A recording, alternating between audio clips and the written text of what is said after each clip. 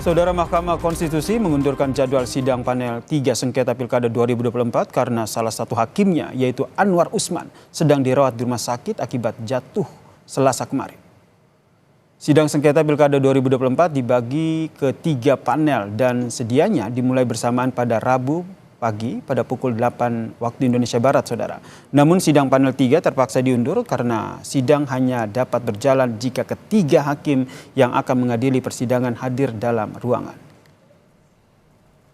Tetapi untuk panel 3 pada persidangan hari ini terpaksa harus dilakukan reschedule karena kondisi dari Pak Anwar itu mengalami kemarin jatuh dan kemudian harus diopnam, sehingga beliau harus diopnam. Sekarang posisinya masih di rumah sakit.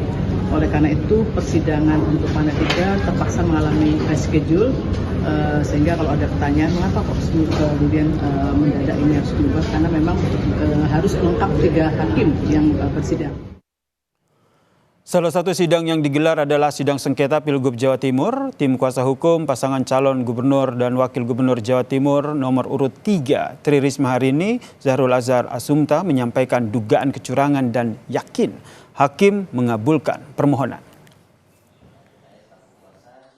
Ya, kalau dugaan kami sebenarnya ini sudah sangat direncanakan sebenarnya. Karena sebelumnya kan beberapa kali mantan Presiden ke-7 Joko Widodo itu selalu mengatakan ingin memenangkan pilkada 58%. Dan terbukti di Jawa Timur itu kemenangan dari 02 itu